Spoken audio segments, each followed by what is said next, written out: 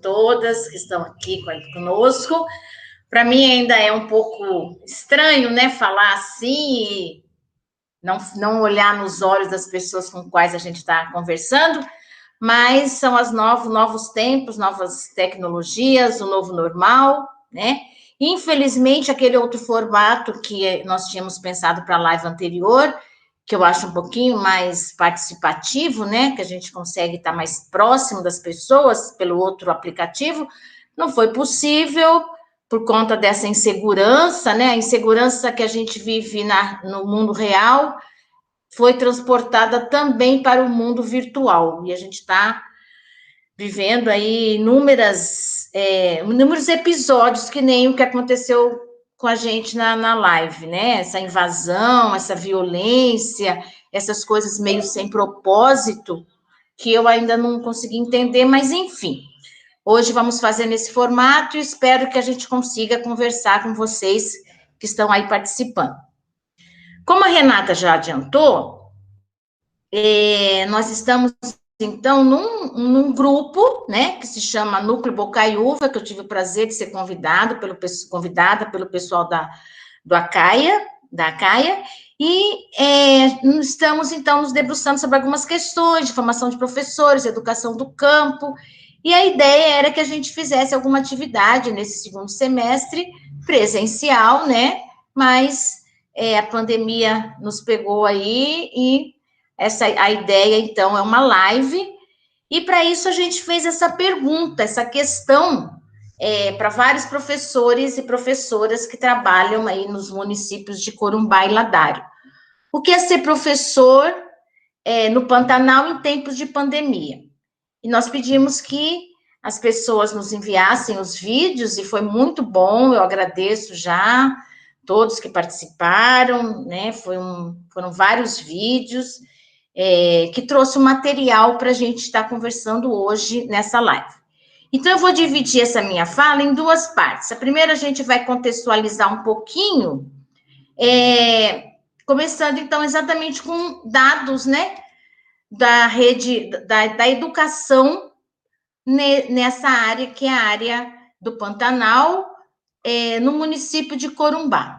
A gente sabe também que existe também o município de Ladário, mas no momento a gente está trabalhando com a rede de educação, rede de ensino do município de Corumbá. E a gente foi dar uma olhada, então, nesses números, né? E Corumbá, a rede municipal de Corumbá, ela tem escolas na rede, que são chamadas escolas urbanas e escolas na zona rural, né? Na zona urbana, Corumbá tem 13 CEMEI, que são os Centros de Educação Infantil, Centro Municipal de Educação Infantil, e 17 escolas do ensino fundamental, totalizando 30 escolas, desculpa, escolas da rede urbana, né? Na zona rural, Corumbá divide as escolas com o nome de Escola das Águas e Escola da Terra. Escola das Águas são as escolas que ficam mais afastadas, são as escolas ribeirinhas, que ficam dentro do Pantanal. São 6 escolas, e na Escola da Terra, que são geralmente as escolas dos assentamentos rurais, Corumbá tem bastante assentamento rural. Os assentamentos são oriundos da reforma agrária do INCRA, né, que foi feito a reforma agrária, esses assentamentos começaram lá no final dos anos de 1980, e ao longo desse tempo, Corumbá tem 7 assentamentos e tem 5 escolas que são chamadas Escolas da Terra. A gente tem que lembrar que tem escolas e extensões, né, um número, então, que a gente que é o total de unidades escolares, que totaliza, então, 41 escolas na rede municipal de Corumbá. Nessas escolas, a gente tem um total de 2.946 crianças nos CEMEIs, 11.496 crianças nas escolas do ensino fundamental, fundamental e pré-escola, tá? Também as pré-escolas também estão em várias escolas do ensino fundamental, tem salas de pré-escola. Então, são 11.496 crianças, alunos. Na zona rural, a gente tem 626 crianças na Escola das Águas e 801 criança na Escola da Terra, né? Nas escolas chamadas Escola da Terra. O total, então, de 15.866 alunos matriculados nas escolas da rede municipal de Corumbá. É interessante a gente pensar um pouco, né, que esses números, os números principalmente das escolas das águas e das escolas, das crianças ainda que estão nas escolas do campo, né, é um número grande, né, e a gente pensar também na definição que a gente escolheu para chamar de professor no Pantanal, que é uma definição já do primeiro congresso de ser professor no Pantanal, que é os professores que trabalham tanto nessas escolas da zona urbana, quanto os professores que trabalham na zona rural. Por que a gente está pensando isso? Porque Corumbá está dentro do Pantanal. Então, na verdade, os professores, mesmo que dão aula, aqueles que dão aula nas escolas da zona urbana, eles também estão dentro do Pantanal. E é uma visão que eu, particularmente, achei bastante interessante, porque quem está mesmo na rede e quem mora em Corumbá, como eu morei muitos anos, e a gente está muito dentro da questão, a gente esquece um pouco essa questão de que ali é Pantanal também, que as crianças também estão dentro do Pantanal. Quem que conhece o Pantanal?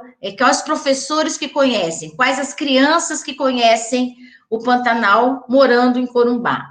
Né? São questões que a gente, às vezes, não considera. E eu achei bem interessante essa visão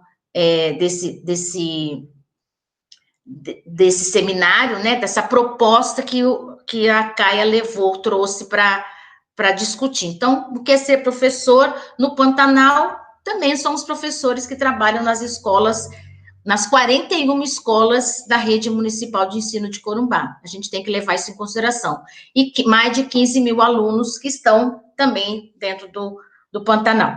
E só para completar os dados ainda, a gente tem também o total de 1.872, o número, né, de 1.872 professores e professoras na rede municipal de educação de Corumbá. Então, são nessa perspectiva, nesse contexto aí de escolas, de professores e de alunos, que todos esses a gente está considerando que são professores que trabalham no Pantanal, né? São professores no Pantanal. Achei bem interessante essa perspectiva. E aí, com essa pergunta que a gente fez, então, para esses professores e professoras, e os vídeos que nós recebemos, assistimos e levantei algumas questões aqui, a partir dos vídeos, para depois a gente conversar um pouco. Eu comecei pensando, assim, em destacar algumas palavras, né? Eu gosto bastante de trabalhar com palavras-chave. Então, quais as palavras que se repetiam em vários vídeos?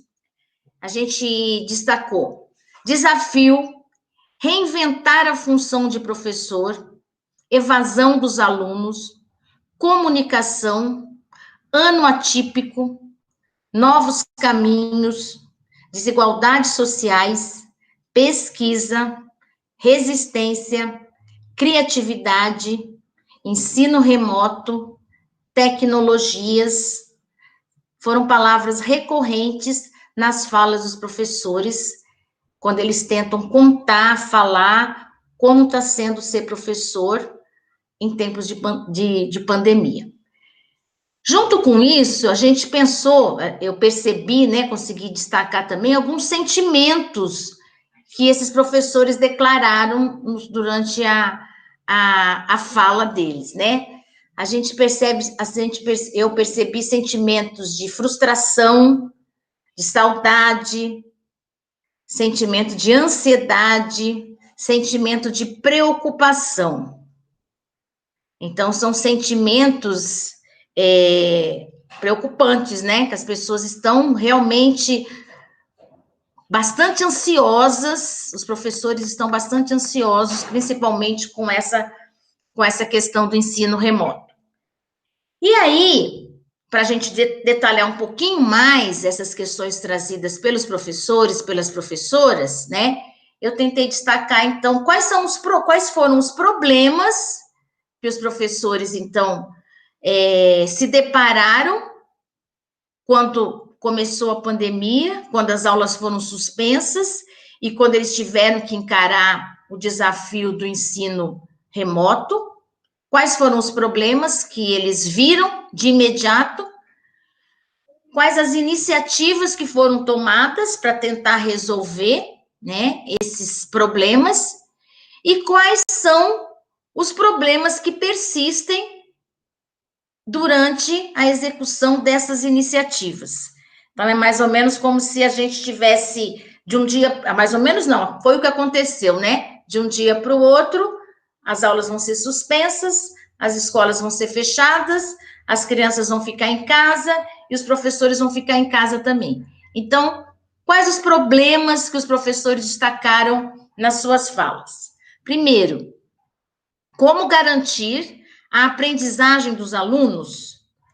Uma grande preocupação de imediato, né? Como manter o vínculo professor-aluno-aprendizagem? Se essa é a base de todo o nosso trabalho, se essa é a base de toda a nossa formação, né? A aprendizagem se dá pela mediação do professor, né? Para que esse aluno, então, tenha garantido essa aprendizagem, pela mediação através da aula, dos livros, de vários recursos que o professor leva para a escola, né? E como manter, então, esse vínculo mínimo de professor e aluno, professor, aluno e aprendizagem. Outro problema de imediato, como estreitar os laços com as famílias e com as crianças. Porque o laço que existe entre a escola e as famílias é um laço bem tênue, né? As crianças chegam na escola, as famílias deixam as crianças na escola, e ali dentro, sim, acontece o ensino-aprendizagem, né? Mas isso já não era mais suficiente. Onde estão essas famílias? Qual o telefone dessas famílias? Como entrar em contato com essas famílias via WhatsApp? Como fazer isso? Então, foi um problema de imediato. Como fazer para estreitar esses laços com as famílias das crianças? Um quarto problema que foi acontecendo também, que é lidar com as cobranças, principalmente das secretarias de educação. Então, os professores, de imediato, já se perguntaram, mas como vai ser isso? Como vai ficar a secretaria? Mas como que eu vou dar nota? Como que eu vou acompanhar esse aluno? Né? E a própria Secretaria de Educação também não tinha essas respostas, porque também foi pega de surpresa, né? E como relativizar, então, essa cobrança, e relativizar a cobrança com os alunos também. Então, diante esses foram os problemas que inicialmente surgiram na cabeça, né, na ideia desses professores que nós recebemos os vídeos aí, que nos mandaram as suas impressões sobre como é ser professor no Pantanal em tempos de pandemia. Bom, diante desses problemas e ao mesmo tempo, né, porque foi tudo muito rápido, as iniciativas que professores e Secretaria de Educação, a gestão das escolas, coordenação das escolas, que iniciativas foram tomadas para tentar amenizar esses problemas que estavam surgindo, né, diante da pandemia e da necessidade do cancelamento das aulas, do fechamento das escolas. Bom, atividades impressas, né? As escolas começaram a se organizar, que também não é uma coisa fácil, depois a gente vai falar um pouquinho sobre isso. Parece simples, mas não é. Elaborar as atividades, imprimir as atividades, organizar essas atividades, né? Para serem entregues para os pais. E entregar também é uma outra coisa bastante difícil, porque entregar como? Os pais têm que ir na escola buscar essas atividades. Mas foi a primeira iniciativa que a rede, né, segundo o relato dos professores, tomou. Depois, a criação de uma plataforma digital para disponibilização das atividades. Então, a Secretaria de Educação do município de Corumbá criou essa plataforma para disponibilizar as atividades, além das questões impressas, também uma forma online, né? E uma iniciativa que foi imediata também, que foi o uso do celular particular, né? Dos professores, coordenadores, diretores, e principalmente através do WhatsApp. Essa foi a iniciativa mais rápida e mais popularizada, né? Mais utilizada pelas professoras, pelas coordenadoras, pelas diretoras, por conta que é uma ferramenta mais acessível, mais popular, né? Enfim. Então, essas iniciativas, elas foram acontecendo paralelamente, ou uma mais, outra menos, mas são essas as iniciativas que estão acontecendo para que se tente garantir, né, o acesso às atividades, ao ensino, à aprendizagem desses alunos. Bom, mas mesmo diante dessas iniciativas, pelo relato que eu tive, que eu vi aqui dos professores, das professoras, né, mesmo com essas iniciativas, os problemas continuam e os problemas não são pequenos, eles são bem sérios, eles são bastante complexos, né? E continuam sendo um desafio para os professores. Eu vou enumerar aqui os problemas que eu consegui detectar na fala dos professores. Bom, claro, não consegui o contato com todos os alunos, muitos alunos mesmo agora, já com 4, 5 meses, não dão respostas, né? A escola, nem o professor não conseguiu ainda ter contato com muitas crianças, com muitos alunos, né? Aqueles que os pais conseguiram responder o contato, foram na escola, pegaram as atividades impressas, mas mesmo assim, a dificuldade dos pais para acompanhar essas atividades das crianças. Uma dificuldade muito grande, né? Porque os pais muitas vezes são analfabetos, os pais têm pouca escolarização, o nível de leitura é difícil, lê, mas não compreende, enfim, por inúmeras questões, os pais têm bastante dificuldades para acompanhar e ajudar essas crianças a fazerem as tarefas, mesmo aquelas que conseguiram ter acesso. A questão da dificuldade de conexão com o sinal da internet. Então, aquela criação da plataforma digital foi uma iniciativa interessante, mas o sinal, a conexão, a internet é muito difícil, mesmo nas crianças que estudam nas escolas da zona urbana, que dirá as crianças que estudam nas regiões mais remotas, né? Essas realmente nem tem, não é nem dificuldade, não tem acesso à internet, né? Algumas até que tenham acesso à internet, não têm acesso a dispositivos, como computadores que tenham mais capacidade de armazenamento de dados.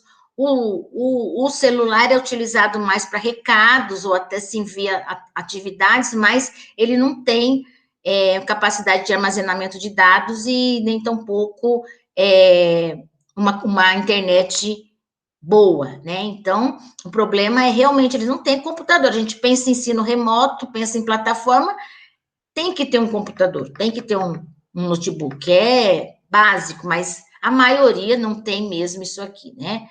Às vezes tem ou consegue emprestado, mas tem dificuldade de baixar, de salvar, de utilizar a plataforma, porque também é um instrumento, é uma ferramenta que precisa de uma capacitação, que precisa de uma experiência, e também, então, há muita dificuldade, né, para se baixar e se utilizar essa plataforma.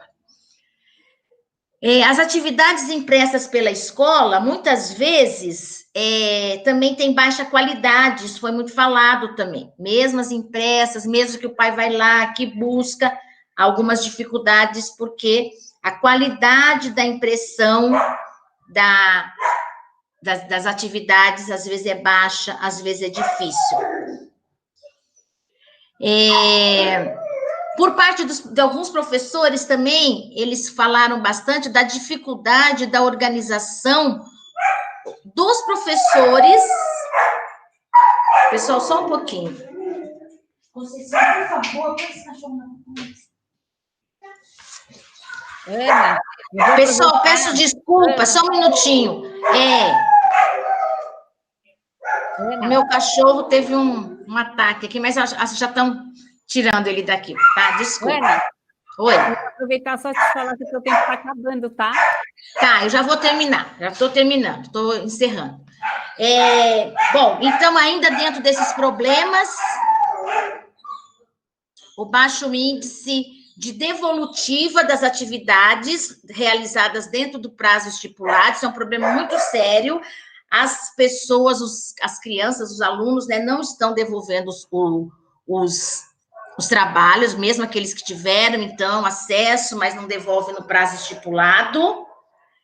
E a dificuldade, isso eu achei interessante, só chamei a atenção, a dificuldade de compreensão de que o horário de atendimento de professores, coordenadores, diretores, não é 24 horas. Achei muito boa essa observação aqui.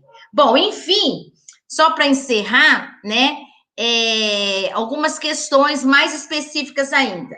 Do professor de educação física, a dificuldade desse professor de trabalhar ensino remoto, a dificuldade dos professores de apoio para trabalhar nesse ensino remoto, professores que nem conheceram suas turmas, porque muitos professores foram chamados do concurso de Corumbá e logo veio a pandemia, eles não tinham começado o ano letivo, né?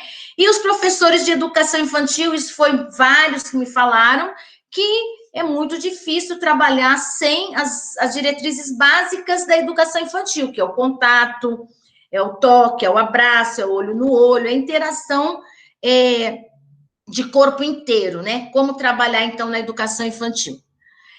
Essas são as questões trazidas pelos professores, e eu queria colocar, né, duas questões que me preocupam, não é só preocupação, duas questões que eu acho interessante destacar. Primeiro, tudo isso, todos esses problemas nos colocaram diante do reconhecimento da importância do professor como mediador no processo ensino-aprendizagem. Eu acho que isso a gente tem que destacar sempre, né? E uma outra coisa tem muito aluno que está simplesmente sem participar, como diz o professor, tem muito aluno ficando para trás. Então, essas são as duas questões que eu deixaria para o debate depois, mas quando a gente for abrir o debate, ok?